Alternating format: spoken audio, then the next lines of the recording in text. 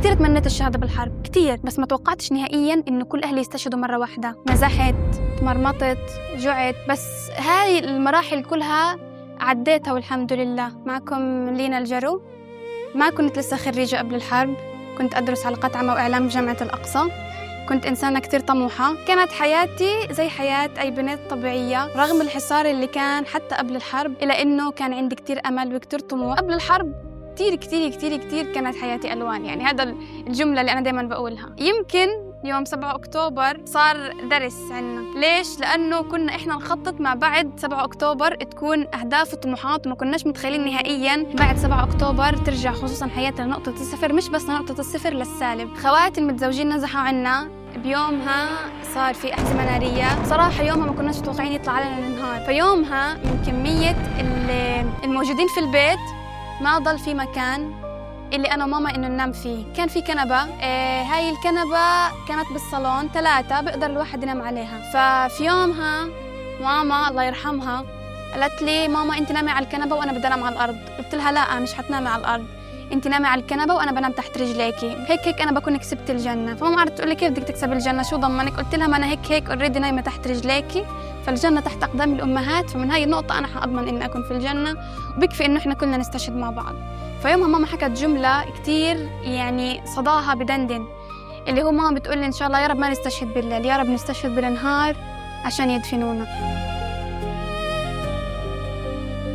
خلال الحرب كنت أنا صراحة أحس كتير بالمسؤولية تجاه الشعب بشكل عام، في إني أساعد لو تطوع بأي منطقة. فأنا كنت متطوعة مع الهلال الأحمر الإماراتي. كانت ماما دايماً تتصل فيا، قالوا إنه اليهود قدموا وبلش الحصار. يوم الأربعاء انسحبوا اليهود، وخاله راح شاف البيت وقالنا إنه البيت نازل والله يرحمهم. أنا أهلي استشهدوا عند وردولة في تاريخ 27/2/2024. بيتنا 6 طوابق، اللي كانوا قاعدين فيه أهلي كانوا بالطابق الأول. البيت حرفياً يعني طبقين تحت الأرض مش مبينين من كمية المتفجرات اللي نزلت عليهم. ما كنتش قادرة أتقبل نهائياً، هلوسة كتير، ضلتني أنادي أنادي أنادي. يجي الليل أجري بالشارع، ما خليش أي حدا يقدر يمسكني.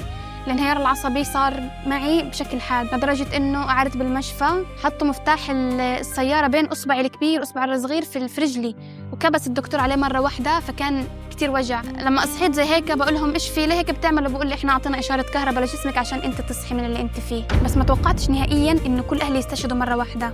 قلت ممكن أفقد حدا كذا، بس كلهم ما صعبة. أحد الأسباب اللي كانت تخلي الإنسان يحاول يتعايش إنه ما كناش قادرين نفكر باللي استشهدوا، على درجة إنه إحنا كنا نقول يلي استشهدوا. يعني أنا كتير تمنيت الشهادة بالحرب كتير. المجاعة اللي عشناها، أنا إجتني فترات حتى وقت إجاني شيء إجا علي شتاء ما كانش عندي حرام أتغطى فيه. طبعاً أنا وقت الجنوب قعدت فترة مع خالته، كتير كانت تحاول تعوضني عن حنان ماما. أنا حاولت أتعايش كتير، شفت كتير ناس أطفال فاقدين أهاليهم. أنا لما فقدت أهلي كان عمري 21. طب هذا الطفل اللي عمره 4 سنين ولا 5 سنين اللي لسه ما لحق يكبر بحضن أهله، يعني صرت حتى أقول الحمد لله أنا عشت 21 سنة مع أهلي. صح الفقد صعب، وفي ناس كمان صراحة أسوأ مني.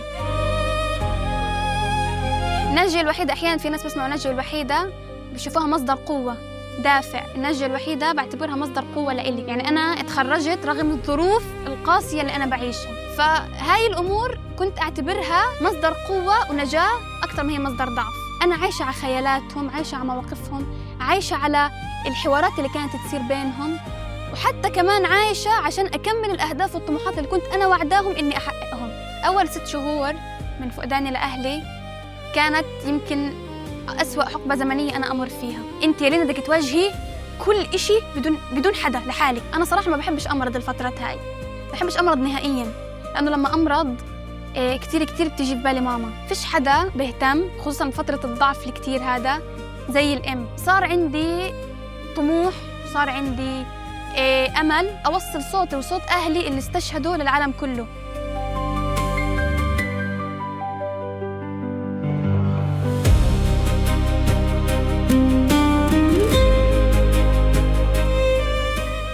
لو أهلي هلأ مش مستشهدين كان بالمجاعة ما جوعتش.